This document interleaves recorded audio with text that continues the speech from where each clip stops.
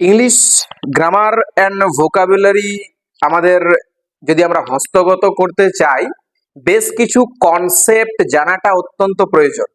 এই কনসেপ্ট গুলো মাথা থেকে যদি বেরিয়ে যায় তাহলে কিন্তু আমাদের সমস্ত দিক থেকে ভুল আসতে পারে।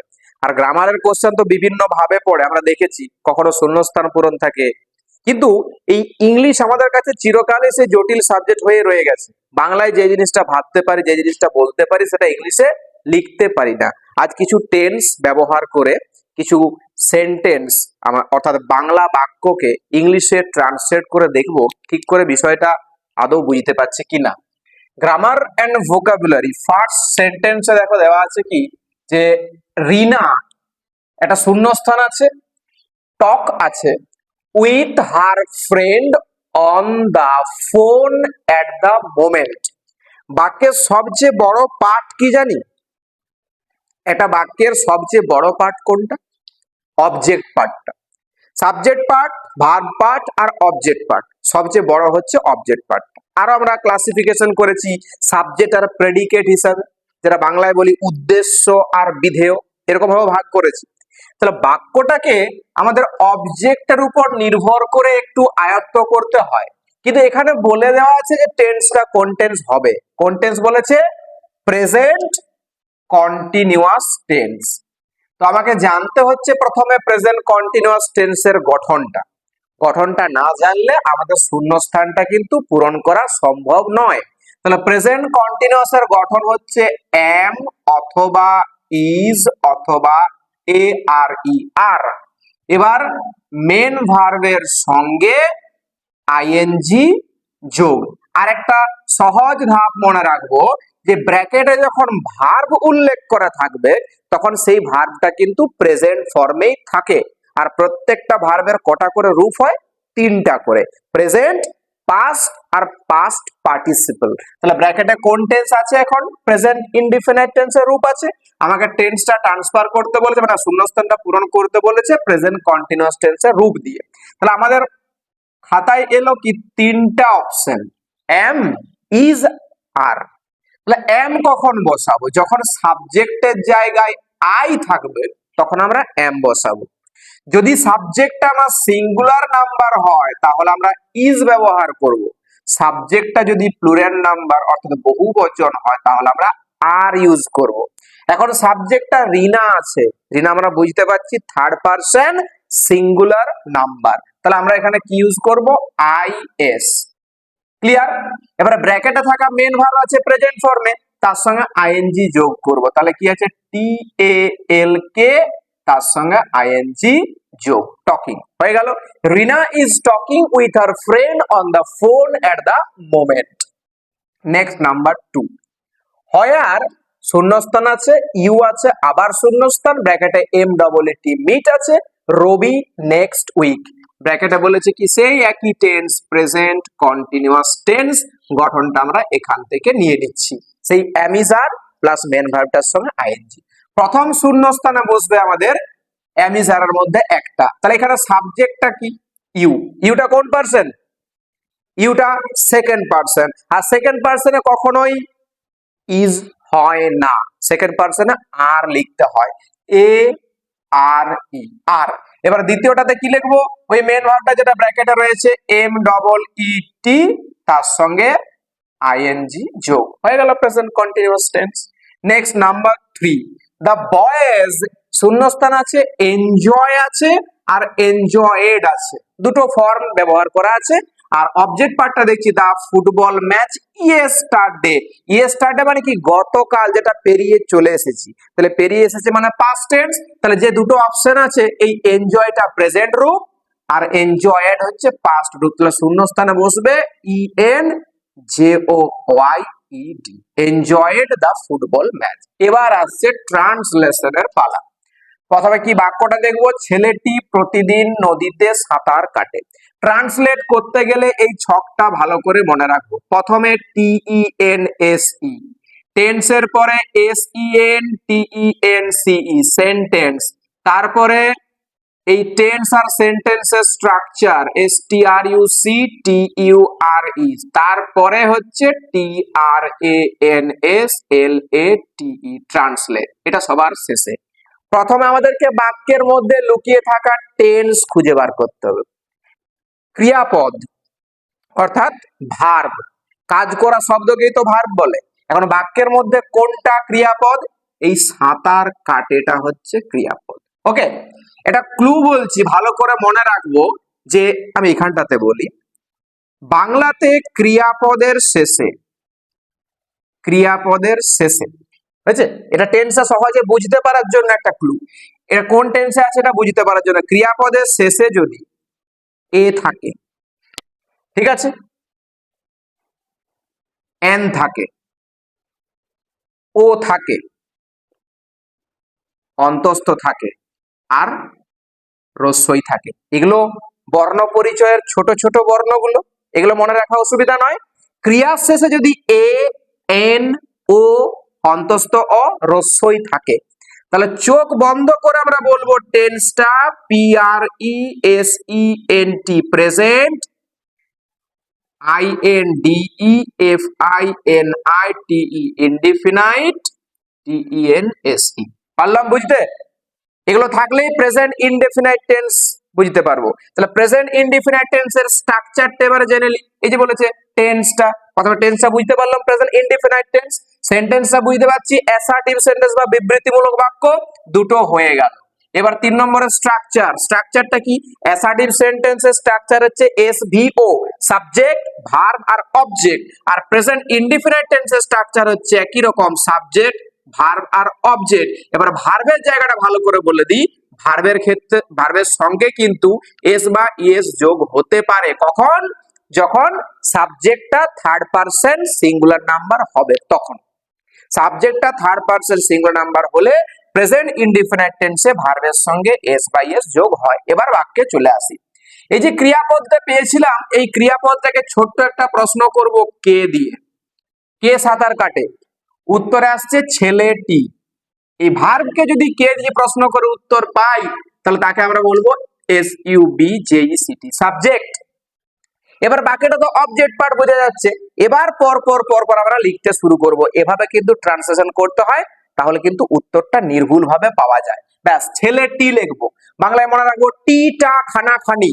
কি বললাম? টিটা খানা খানি থাকলে আর্টিকেল হিসাবে THE ব্যবহার করতে হয়, মানে দাটা ইউজ করতে হয়। তাহলে ছেলেটি কিভাবে লিখবো? দা BOY, দা বয়। ওকে, এবার চলে যাব ভার্বে। সাবজেক্টের পরে ভার্ব ইউজ করতে বলেছে, ভার্বটা কিভাবে লিখবো? এই যে সাঁতার কাটে, তাহলে সাঁতার কাটার ইংলিশটা কি? Swim, SWIM, swim. এবারে ছেলেটি কোন পারসন? থার্ড পারসন, নাম্বারটা সিঙ্গুলার, তার মানে আমরা এসটা যোগ করব। দা বয় সুইমস, কোথায় কাটে? নদীতে, ইন দা RIVER, রিভার। প্রতিদিনের ইংলিশ হচ্ছে EVERYDAY, এভরিডে। ওকে, এভাবে ট্রান্সলেটটাকে নিজেদের হস্তগত করতে হয়। নেক্সট নাম্বার 5, স্বপন একটি খেলনা কিনেছে। স্বপন একটি খেলনা কিনেছে, এখানেও ক্রিয়াপদ খুঁজবো, ক্রিয়াপদটা কিনেছে। আরো একটা ক্লু দিচ্ছি, ক্রিয়ার শেষে, ক্রিয়ার শেষে যদি আমরা ছি দেখতে পাই, ছে দেখতে পাই, আর ছ্যান দেখতে পাই, ছি, ছে আর ছ্যান, তাহলে PRESENT, present, PERFECT, perfect, TENSE। ঠিক আছে, প্রেজেন্ট পারফেক্ট টেন্স হয়। আর এই প্রেজেন্ট পারফেক্ট টেন্সের গঠন হচ্ছে HAVE, হ্যাভ, অথবা HAS, হ্যাজ। এবার মেন ভার্বের থার্ড ফর্ম, এটা টেন্সের ভার্বের স্ট্রাকচারটা। ওকে, আচ্ছা, এবার আরেকটু বলে দিই, হ্যাভটা কখন বসে? আই এর জন্য আর প্লুরাল সাবজেক্টের জন্য, PLURAL। আর হ্যাজটা বসে শুধুমাত্র সিঙ্গুলার সাবজেক্টের জন্য। ওকে, এবার চলে আসি, ক্রিয়াপদটা বুঝতে পেরেছি। তাহলে কে কিনেছে? স্বপন, এটা হচ্ছে সাবজেক্ট। তাহলে বুঝতে পারলাম কি দিয়ে শুরু করব, স্বপন নামক সাবজেক্টটা দিয়ে শুরু করি।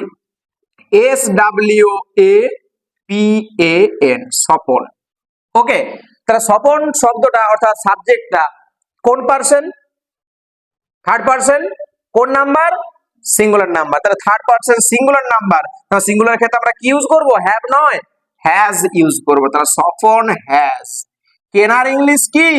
কেনার ইংলিশ বাই। বাই এর third form buy, bought, bought. স্পেলিংটা কি? B O U G H T, bought. কি কিনেছে? একটি খেলনা। একটির ইংলিশ এ আর খেলনার ইংলিশ টিও হয়। ব্যাস, Swapan has bought a toy. Translate complete. Number 6, সে ক্লাসে আমার পাশে বসে। সে ক্লাসে আমার পাশে বসে। এখানে বসেটা হচ্ছে ক্রিয়াপদ। এই যে বললাম না এ থাকে, মূল তো বসা, তার সঙ্গে এ আছে, তার মানে টেন্সটা বুঝতে পারছি, প্রেজেন্ট ইনডিফিনাইট টেন্স।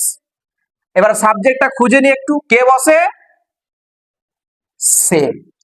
ওকে, সে এর ইংলিশটা আমি কি লিখতে পারি? যদি ছেলে হয় তাহলে হি, আর মেয়ে হলে সি লিখবো। তাহলে এখানে আমরা সিটাই লিখি। ওকে, আচ্ছা, অবলিক দিয়ে লিখে রাখি সি বা হি। আচ্ছা, এবারে বসার ইংলিশ কি? সিট মানে বসা। সিট মানে বসা। এবারে বসে অর্থাৎ থার্ড পারসন সিঙ্গুলার নাম্বারে আছে, present indefinite tense, S by S যোগ হবে মেন ভার্বটার সঙ্গে, তাহলে S I T S, sits. ঠিক আছে, আমার পাশে, বিসাইড মানে পাশে, আর আমার ইংলিশ মি। তাহলে হি বা সি সিটস বিসাইড মি। কোথায় বসে? ক্লাসে। In the C L A double S, class. Next number 7, আমার দিকে তাকিও না। এখানে টেন্স আমরা দেখি, এই যে তাকিও নাটা হচ্ছে টেন্স। এবার খুঁজে দেখিনি যে ক্রিয়াপদটা কোন টেন্সে আছে। তাকিও না এটা প্রেজেন্ট ইনডিফিনাইট টেন্সের কথা। বুঝছে? ওই যে ও আছে, ও, তাকিও ও আছে, প্রেজেন্ট ইনডিফিনাইট টেন্স। আর তাহলে কে দিয়ে প্রশ্ন করবি, কে তাকিও না? সাবজেক্টটা কি আছে? না। ইংলিশ গ্রামারে একটি মাত্র বাক্য আছে যে বাক্যে সাবজেক্ট দেখতে পাওয়া যায় না। সেই বাক্যটার নাম কি? Imperative sentence. তাহলে আমরা টেন্সের পরে সেন্টেন্সটাও চিনতে পারলাম। ইম্পারেটিভ সেন্টেন্সে সাবজেক্ট উল্লেখ থাকে না, তাহলে ভার্ব থেকে লিখতে হয়। তাহলে তাকানোর ইংলিশ কি? লুক। তাকিও না, নাট আনার জন্য একটা অক্সিলারি ভার্বের প্রয়োজন, তাহলে কি লিখবো? Do not. বা এটাকে কন্ট্রাকশন ফর্মে লিখতে পারি, ডিও এন অ্যাপোস্ট্রফ টি, যে কোনো একটা লিখবো। হয়েছে? ডু নট বা ডোন্ট। তাকানোর ইংলিশ হলে কি বললাম? এল ডবল ও কে, লুক।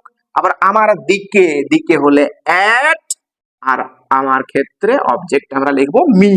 তাহলে do not look at me বা don't look at me. Next number 8, দেবিকার একটি মূল্যবান হাত ঘড়ি আছে। ক্রিয়াপদ কোনটা? এই আছেটা ক্রিয়াপদ। বুঝতে পারছি, এ আছে মানে প্রেজেন্ট ইনডিফিনাইট টেন্স, ছকে আমরা বুঝতে পারছি। তাহলে এখানে কার আছে? দেবিকার। ঠিক আছে, তাহলে লিখি ইংলিশে D E V I K A, Debika. আছের ইংলিশ কি? হ্যাভ। কিন্তু সিঙ্গুলার থার্ড পারসন এর ক্ষেত্রে হ্যাভ হয় না, হ্যাজ হয়। তাহলে দেবিকা হ্যাজ। কি আছে? একটি মূল্যবান হাত ঘড়ি এ। ঠিক আছে, একটির জন্য এ ব্যবহার করছে, এবার পরের শব্দটার উপর ডিপেন্ড করছে এটা ঠিক হবে না ভুল হবে। মূল্যবানের ইংলিশ কি? Valuable, V A L U A B L E. তাহলে এটা ঠিক আছে না ভুল আছে? এটা ঠিক আছে। বিটা কনসোনেন্ট, কনসোনেন্টের আগে কি বসে? এ বসে। আচ্ছা, এই ভ্যালুয়েবল এর পরিবর্তে আমরা যদি শব্দটা বদলে দিই, এর পরিবর্তে যদি লিখি E X P E N S I V E, expensive মানেও কিন্তু মূল্যবান, তখন কিন্তু আমাকে এন লিখতে হবে। এটা কিন্তু ভালো করে খেয়াল রাখবে। ঠিক আছে, ব্যাস। তাহলে এ ভ্যালুয়েবল হাত ঘড়ির ইংলিশ কি? Wrist watch, W R I S T, wrist, W A T C H. ঠিক আছে, wrist watch. Debika has a valuable wrist watch বা Debika has an expensive wrist watch. Next number 11, এটি একটি ভুতুড়ে বাড়ি। অত্যধিক সোজা, হয় নামক ক্রিয়াটা উজ্জ আছে, সেটা প্রেজেন্ট টেন্সের ক্ষেত্রেই হয়। এই যে অন্তস্থটা আছে, এটি হয়। তাহলে এটির ইংলিশ কি? আমরা ইন্ট্রোডাক্টরি ইটের ব্যবহার শিখেছি। এটির ইংলিশ কি লিখবো? ইট। আর ইটের ক্ষেত্রে সিঙ্গুলার সব সময় ইজ বসে, ইট ইজ। একটির ইংলিশ কি? এ। ভুতুড়ের ইংলিশ কি? ভুতুড়ের ইংলিশ হচ্ছে haunted, HAUNTED। It is a haunted, বাড়ির English HOUSE, house. Last one number 10, আমরা গতকাল ক্রিকেট খেলা দেখছিলাম। আরো একটা ক্লু দিচ্ছি, ক্রিয়াপদটা দেখার অনুপাতে বলছি। খেলা দেখছিলাম, আচ্ছা খেলাটা বাদ দিই, দেখছিলাম থেকে এই দেখছিলামটা হচ্ছে ক্রিয়াপদ, ঠিক আছে। আর একটা ক্লু দিয়ে দিই, ক্রিয়া শেষে যদি তে ছিল, তে ছিল, তে ছিলে, তে ছিলাম আর তে ছিলেন থাকে, এগুলো যদি উল্লেখ থাকে ক্রিয়া শেষে তাহলে তাকে বলা হয় PST, past CONTINUOUS, past continuous TENSE, past continuous tense. আর এই পাস্ট কন্টিনিউয়াস টেন্সের গঠন হচ্ছে ওয়াজ অথবা WERE, ওয়ার, ব্র্যাকেটে থাকা মেন ভার্ব বা মেন ভার্বের সঙ্গে ING যোগ।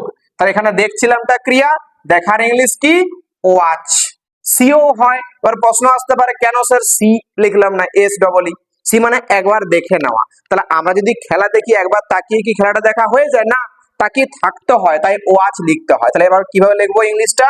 কারা দেখছিল? আমরা। এখানে ক্রিয়া সরি কর্তাটা হলো কোনটা? আমরা। আমরার ইংলিশ কি? WE, we. আচ্ছা, এবার উইটা কোন পারসন? উইটা ফার্স্ট পারসন, আমি আমরা ফার্স্ট পারসন, উত্তম পুরুষ।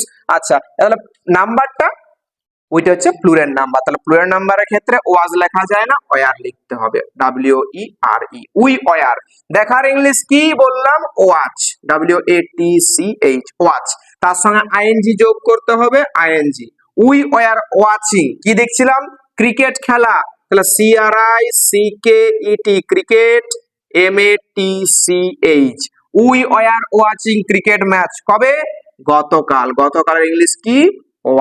YESTERDAY, yesterday. তাহলে এভাবে টেন্স গুলোকে কাজে লাগিয়ে টেন্সের সঠিক স্ট্রাকচারটাকে বেছে নিয়ে সেই অনুপাতে ট্রান্সলেশন করলে আমাদের ট্রান্সলেটটা কিন্তু নির্ভুল ভাবে